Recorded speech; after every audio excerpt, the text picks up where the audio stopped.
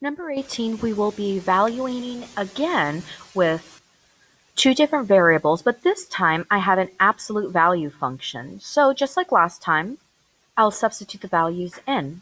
So let's begin. It's imperative to use parentheses. So right now all I did was substitute the variables for parentheses, and now let's substitute in the values for b, which is 9, and a, which is -1. From this point, we would use our order of operations, PEMDAS, like we used on number 1, to go ahead and get started. Now, since I've already done the P, I have set everything into the parentheses. There's nothing else to do.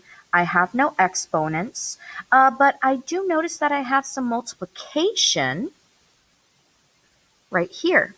So let's go ahead and get started with our multiplication, which uses, again, parentheses. And I'm going to bring everything down. Now here I'm multiplying -5 times -1 is +5. Now in this case, let's go ahead and evaluate what we actually have. We have negative absolute value of, well, there really wasn't anything in front of my b, I just had 1. So these parentheses are no longer necessary. So now I just have the absolute value of 9 plus 5. So if we continue looking at our order of operations, I have addition and subtraction remaining, and well, all I have is addition. So let's go ahead and do that. Now, notice that it states evaluate. I am not solving, so there's no reason for me to split. Do recall the definition of the absolute value that we've defined on both page 9 and on page 29. I'm going to use this one here on 9 because we literally showed that since it's the distance away from 0, it must be a positive number. So if I'm looking for the absolute value of 14, I'm saying that it is literally 14 units away from 0. So now I can answer that the absolute value of 14 is just 14, but I bring down my negative. Because it was negative on the outside, there was kind of like an invisible set of parentheses there. So the negative was always on the outside of absolute value bars. My final answer is -14. Let's move on to number 19. We have a list of ordered pairs, and it's asking you to simply graph them. This one shouldn't be too difficult. I will color coordinate them.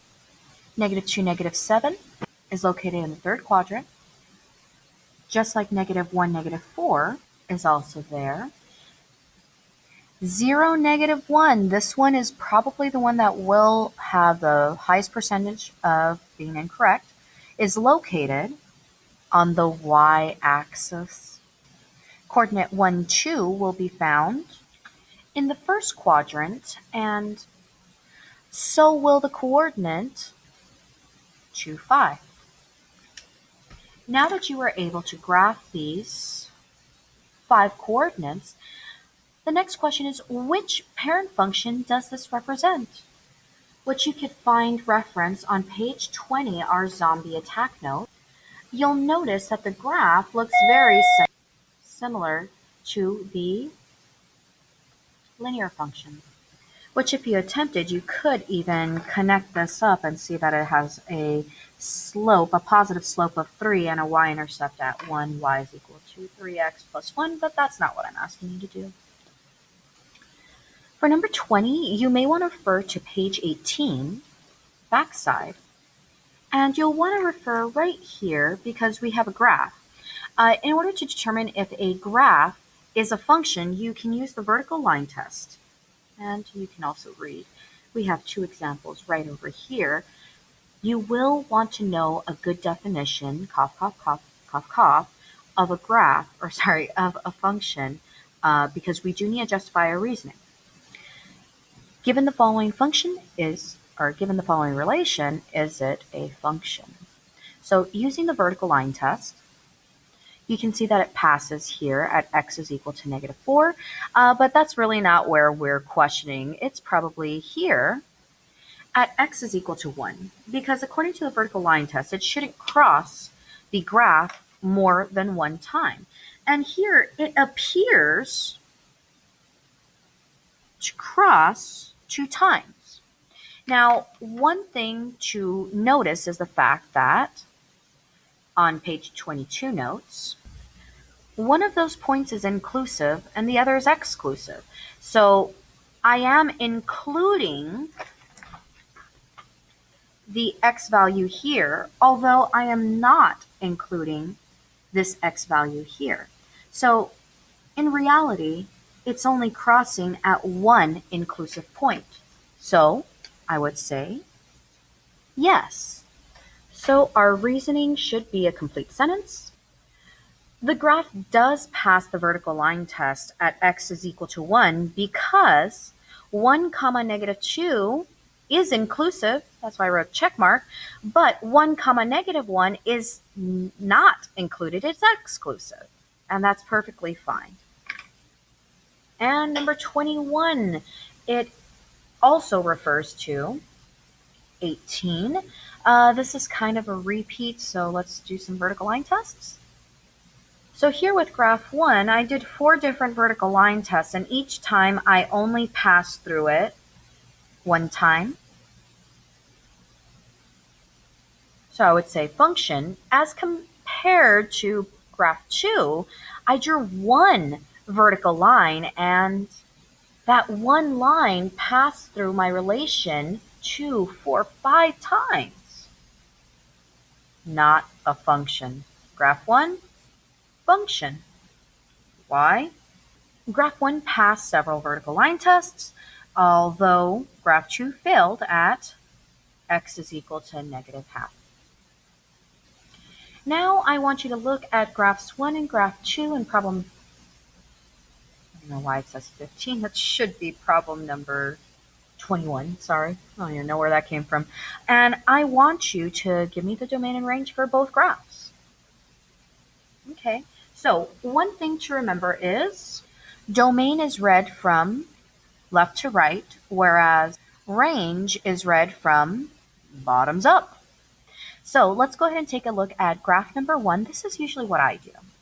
I cover up my entire graph and I start from the left side and I start moving towards the right until I see something. Now remember, I care about the x values. So here I see that I'm starting with my x value of 0. Now, again, you would want to refer to page 22. Since this graph is, according to page 21, continuous because it's connected, I can use either inequality or interval notation. I'm going to be lazy and use interval. And there's some important information right here that I'd like to summarize. You use brackets when it's inclusive, and if it's exclusive, you use parentheses. Don't forget that also arrows are exclusive. So, taking a look, exclusive. And now, we keep moving on to the right until we reach the very end. Now here, at the end, we actually have an arrow. And arrows mean, in this case, positive infinity because it's going towards the right. Arrow means whoop. Now, if you wanted, you could also show this in inequality notation. That would be 0 less than x less than infinity.